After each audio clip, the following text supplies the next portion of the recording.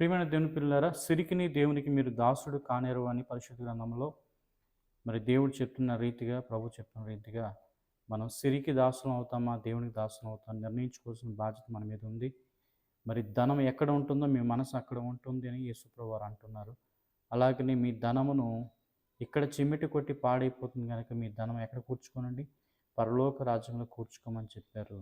కనుక మన ధనము వలన సమస్త కీడులకు మూలము ధనమే అని పరిశుద్ధ గ్రంథంలో ప్రభు మనకు తెలియపరుస్తూ ఉన్నారు. కనుక ధనము ఉంటే అనేకమైన ఆలోచనలు వస్తాయి. తాగాలని ఆలోచన, తిరగాలని ఆలోచన, జూదం ఆడాలని ఆలోచన, బెట్టింగ్ పెట్టాలని ఆలోచన, ఇంకా డబ్బు పెంచాలని ఆలోచన, దురలవాట్లన్నీ కూడా ధనం ఉండడం వలన వస్తాయి. కనుక తప్పిన కుమారుడు తన డబ్బును తీసుకెళ్ళిపోయి దురలవాట్లకి బానిసైపోయి మొత్తం దాన్ని ఖర్చు చేసి ఏమీ లేనోడుగా రిక్తుడిగా ఉన్నప్పుడు తండ్రి మళ్ళీ గౌరవించి తన వెనక్కి తీసుకొచ్చిన రీతిగా మీరు డబ్బు సంపాదిస్తే మీకు గర్వం పెరుగుతుంది, అహంకారం పెరుగుతుంది, ప్రెస్టీజ్ పెరుగుతుంది, మీ గృహాలు హుందాగా ఉంటాయి.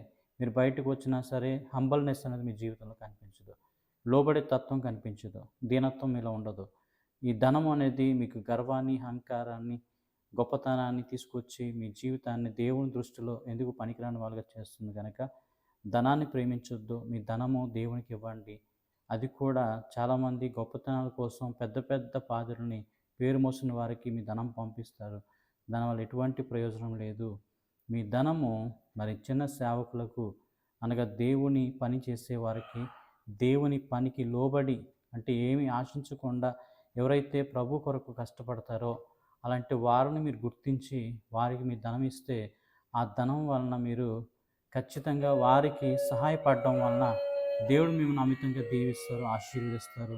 అటువంటి గొప్ప దీవెన ఆశీర్వాదము సదా మీ అందరికీ కలుగునుగాక. ఆమేన్.